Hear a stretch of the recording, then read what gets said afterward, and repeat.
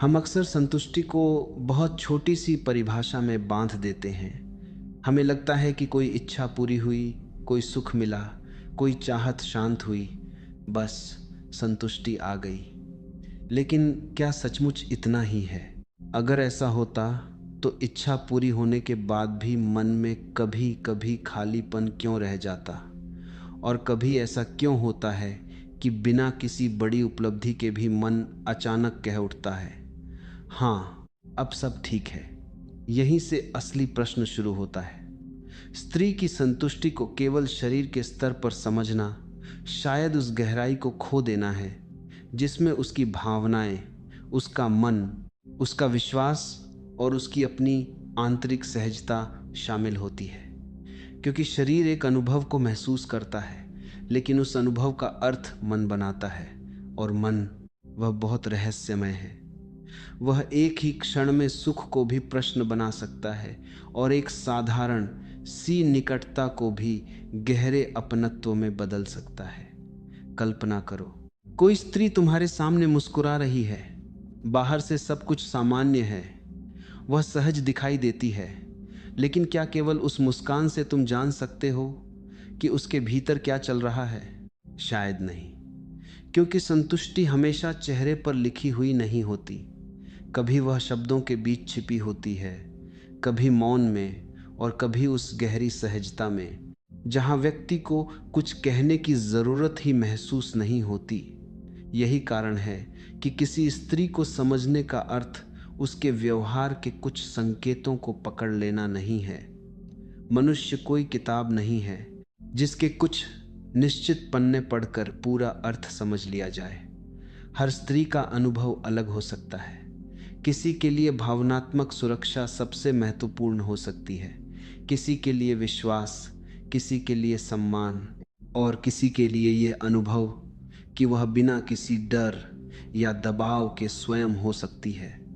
तो फिर सवाल और गहरा हो जाता है, क्या संतुष्टि वह क्षण है जब इच्छा समाप्त हो जाती है, या वह क्षण है जब भीतर की बेचैनी शांत हो जाती है? क्या स्त्री तब संतुष्ट होती है जब उसे वह मिल जाता है जो वह चाहती थी, या तब जब उसे किसी चीज को पाने के लिए स्वयं से दूर जाने की आवश्यकता नहीं रहती? ओशो की दृष्टि से देखें तो जीवन का बड़ा रहस्य यही है कि हम बाहर की वस्तुओं में उस शांति को खोजते रहते हैं जिसका स्रोत भीतर कहीं और होता है। हम सोचते हैं जब यह मिलेगा तब मैं पूर्ण हो जाऊंगा, लेकिन वह जब कभी समाप्त नहीं होता। एक इच्छा पूरी होती है, दूसरी जन्म लेती है। एक अपेक्षा शांत होती है, दूसरी खड़ी हो जाती है, और मन लगातार आगे दौड़ता रहता है। शायद स्त्री की पूर्ण संतुष्टि को समझने के लिए हमें यह पूछना ही छोड़ना होगा कि उसे क्या चाहिए, और इसके बजाय पूछना होगा, वह कब अपने भीतर पूरी तरह उपस्थित होती है, क्योंकि संभव है। संतुष्टि किसी बाहरी घटना का नाम नहीं, बल्कि उस क्षण का नाम हो जब भीतर की तलाश कुछ देर के लिए बिल्कुल शांत हो जाए। लेकिन अगर संतुष्टि केवल इच्छा पूरी होने का नाम नहीं है, तो फिर वह आती कहाँ से है? क्या केवल प्रेम पर्याप्त है? क्या विश्वास पर्याप्त है? या इसके पीछे मन का कोई और गहरा रहस्य छिपा है जिसे हम अब तक समझ ही नहीं पाए? तो फिर उस गहराई में प्रवेश करें जहाँ केवल इच्छा नहीं बल्कि भावनाएं अपना अर्थ प्रकट करती हैं। यदि संतुष्टि को केवल किसी एक क्षण या अनुभव से नहीं समझा जा सकता, तो अगला प्रश्न स्वाभाविक है, स्त्री के भीतर वह कौन सी अनुभूति है जो किसी संबंध को साधारण निकटता से उठाकर एक गहरे जुड़ाव में बदल देती है? शायद इसका उत्तर उस जगह छिपा है जहां मन कहता है, यहां मैं स्वयं को छिपाने के लिए मजबूर नहीं हूं। किसी भी गहरे संबंध में एक अदृश्य चीज काम करती है, विश्वास। विश्वास का अर्थ केवल यह नहीं कि सामने वाला धोखा नहीं देगा। विश्वास उससे कहीं अधिक गहरा है। इसका अर्थ है कि व्यक्ति अपनी संवेदनशीलता को बिना डर के सामने रख सके। वह अपने विचार कह सके, अपनी असहमति व्यक्त कर सके, अपनी पसंद बता सके, और फिर भी उसे यह भय न हो कि उसके व्यक्तित्व को कमतर समझ लिया जाएगा। जब यह भरोसा जन्म लेता है तब संबंध में एक अलग तरह की सहजता आने लगती है। और ध्यान देना, सहजता बहुत साधारण शब्द है, लेकिन इसके भीतर बहुत बड़ा रहस्य छिपा है। जहाँ व्यक्ति को लगातार प्रभावित करने, अच्छा दिखने या किसी अपेक्षा के अनुसार व्यवहार करने की ज़रूरत महसूस होती है, वहाँ मन पूरी तरह खुल नहीं पाता। लेकिन जहाँ उसे स्वीकार किए जाने का अनुभव होता है, वहाँ भीतर की दीवारें धीरे धीरे ढीली पड़ने लगती हैं। यही वह स्थान है जहाँ भावनात्मक निकटता गहरी होने लगती है। लेकिन क्या केवल विश्वास ही पर्याप्त है? शायद नहीं, क्योंकि विश्वास के साथ एक और चीज चाहिए, समझे जाने का अनुभव। सुना जाना और समझा जाना दोनों एक जैसे नहीं हैं। कोई तुम्हारी बात सुन सकता है, लेकिन तुम्हारे मौन को समझना कहीं अधिक दुर्लभ है। कभी कभी व्यक्ति शब्दों से कम और अपने व्यवहार से अधिक कह रहा होता है। सामने वाला यदि उस सूक्ष्म भाव को महसूस कर सके तो संबंध में एक ऐसी गहराई पैदा होती है जिसे केवल बातचीत से नहीं बनाया जा सकता। यही सम्मान की भूमिका सामने आती है। सम्मान का अर्थ केवल मीठे शब्द बोलना नहीं है। सम्मान का अर्थ है दूसरे व्यक्ति की सीमाओं, पसंद, असहमति और स्वतंत्रता को वास्तविक महत्व देना। जहां ना को भी उतना ही सम्मान मिले जितना हाँ को, वहां सुरक्षा की भावना मजबूत होती है।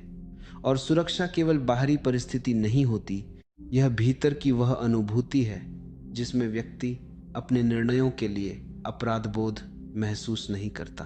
अब एक और सूक्ष्म बात समझो, प्रेम और अधिकार में बहुत अंतर है। प्रेम कहता है मैं तुम्हें समझना चाहता हूँ। अधिकार कहता है मैं तुम्हें अपने अनुसार देखना चाहता हूँ। प्रेम दूसरे की स्वतंत्रता को जगह देता है, जबकि अधिकार दूसरे को अपनी अपेक्षाओं में बांधना चाहता है।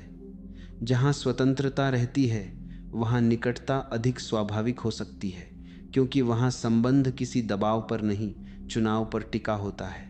और शायद यहीं से संतुष्टि का एक नया आयाम खुलता है।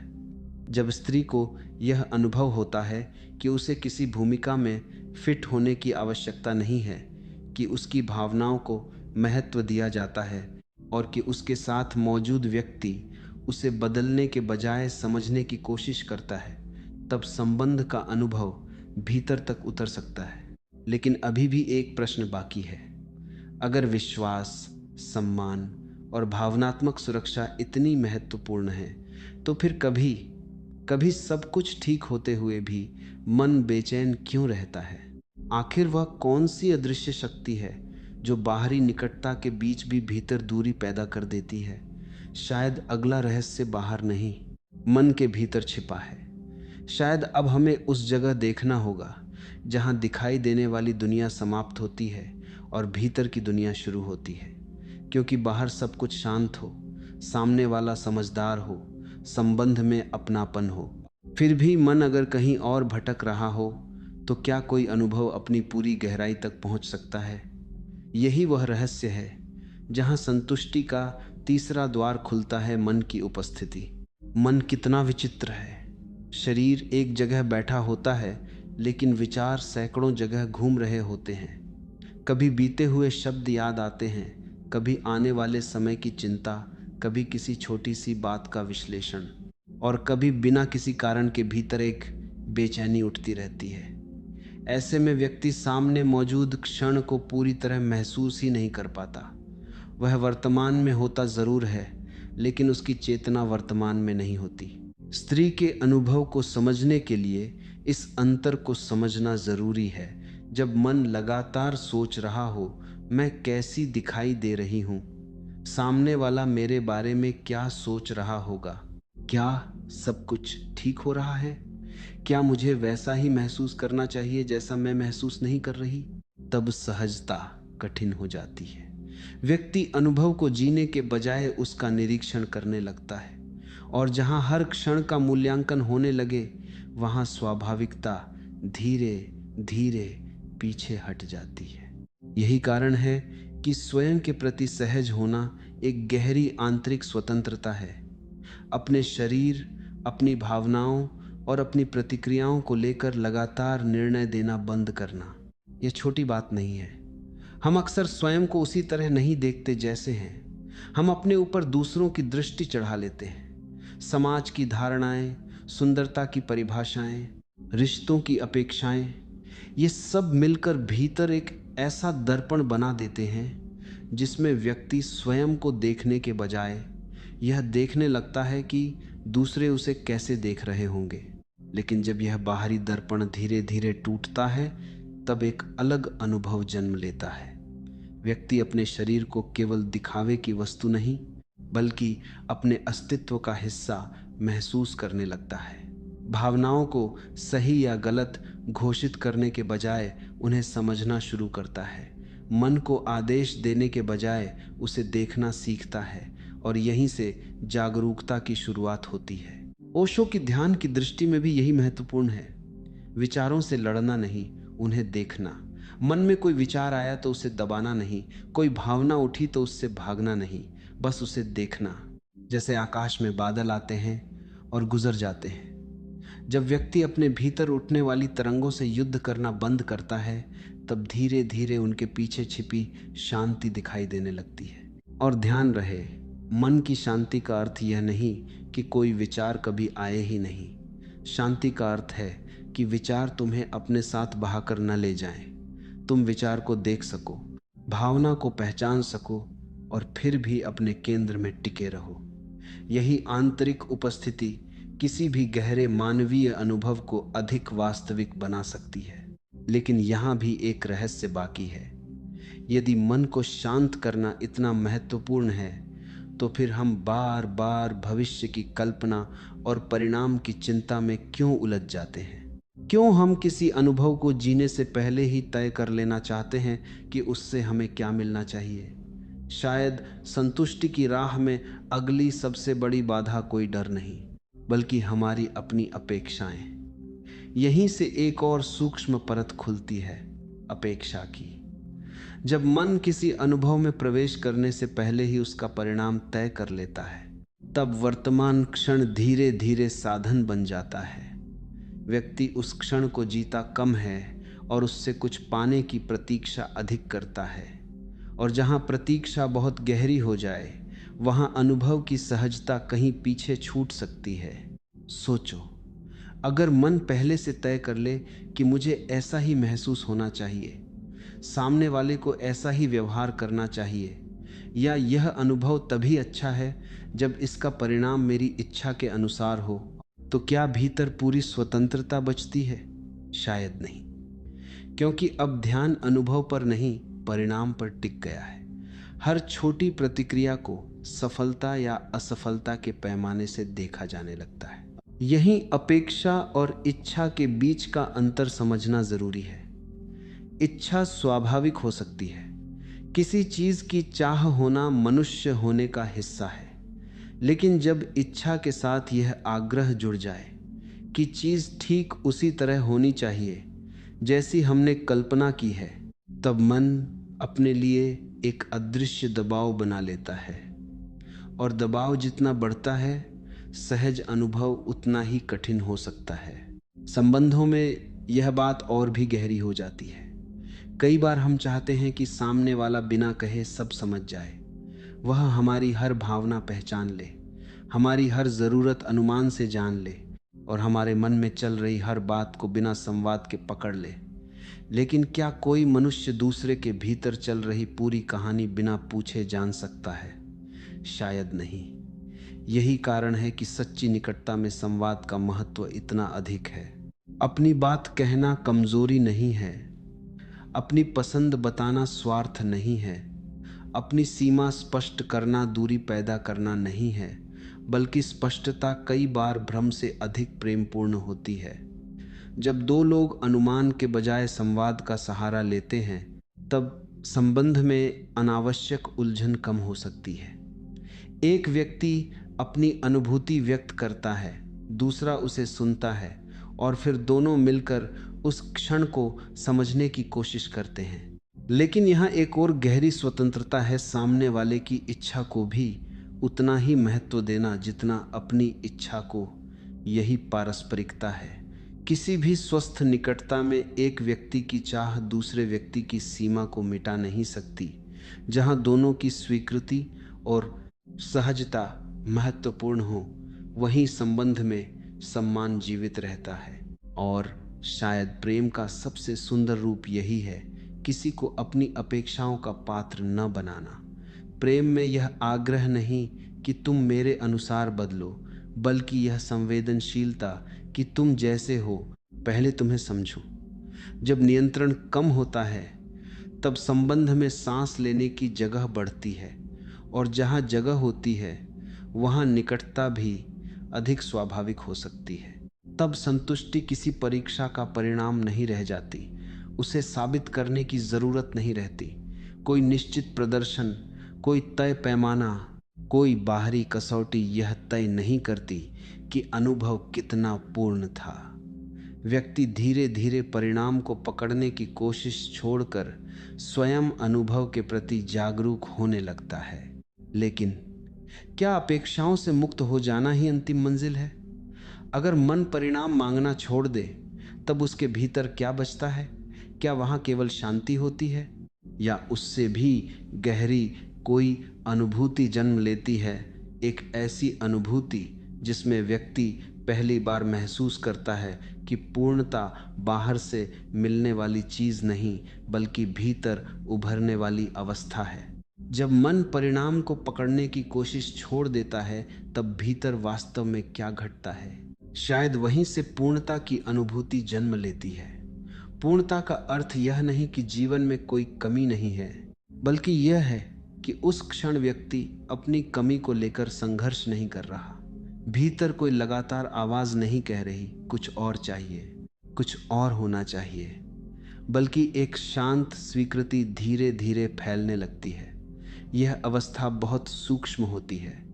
इसे केवल चेहरे की मुस्कान से नहीं पहचाना जा सकता, न किसी एक व्यवहार से।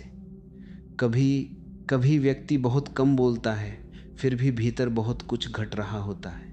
कभी किसी साधारण बातचीत के बाद भी मन हल्का महसूस करता है। कभी किसी संबंध में कुछ विशेष घटित नहीं होता, फिर भी भीतर एक गहरी तृप्ति रह जाती है। जैसे लंबे समय से बंद कोई खिड़की अचानक खुल गई हो और भीतर ताजी हवा प्रवेश कर गई हो। यहाँ सुख और तृप्ति के बीच का अंतर दिखाई देता है। सुख किसी विशेष घटना से उठ सकता है और उसके समाप्त होते ही कम भी हो सकता है। तृप्ति की प्रकृति अलग है। वह अनुभव समाप्त होने के बाद भी भीतर एक शांति छोड़ सकती है। यही कारण है कि किसी क्षण की तीव्रता और उस क्षण की गहराई हमेशा एक जैसी नहीं होती। तेज अनुभव आवश्यक नहीं कि गहरा अनुभव भी हो। स्त्री के लिए यह अनुभूति अलग अलग रूपों में प्रकट हो सकती है। किसी को अपने भीतर अपनापन महसूस हो सकता है, किसी को मानसिक हल्कापन, किसी को भावनात्मक पूर्णता। किसी के लिए यह केवल इतना हो सकता है कि उसे अपने होने को लेकर कोई संघर्ष महसूस न हो। इसलिए पूर्ण संतुष्टि का कोई सार्वभौमिक चेहरा नहीं बनाया जा सकता। जो एक व्यक्ति के लिए पूर्णता है, वही दूसरे के लिए साधारण अनुभव हो सकता है। और यहाँ एक सुंदर परिवर्तन होता है। व्यक्ति दूसरे से यह अपेक्षा करना कम कर देता है कि वही उसकी आंतरिक अवस्था तय करे। इसका अर्थ यह नहीं कि संबंध महत्वहीन हो जाता है, बल्कि संबंध का अर्थ और गहरा हो जाता है। सामने वाला अब किसी खालीपन को भरने का साधन नहीं रहता, वह उस अनुभव का सहभागी बन जाता है जिसे दोनों अपनी अपनी स्वतंत्रता के साथ जी रहे हैं। यही अंतर निर्भरता और सहभागिता के बीच है। निर्भरता कहती है तुम ठीक होगे तभी मैं ठीक रहूंगी। सहभागिता कहती है मैं अपने भीतर उपस्थित हूं और तुम्हारे साथ इस क्षण को साझा कर रही हूं। जब संबंध इस दिशा में बढ़ता है तब उसमें भय कम और जागरूकता अधिक हो सकती है। पूर्णता का अर्थ यह भी है कि व्यक्ति अपने अनुभव की तुलना दूसरों से करना छोड़ दे। हर कहानी अलग है, हर संवेदनशीलता अलग है, हर मन की गति अलग है। किसी और की कहानी को अपनी कसौटी बना लेना, अपने अनुभव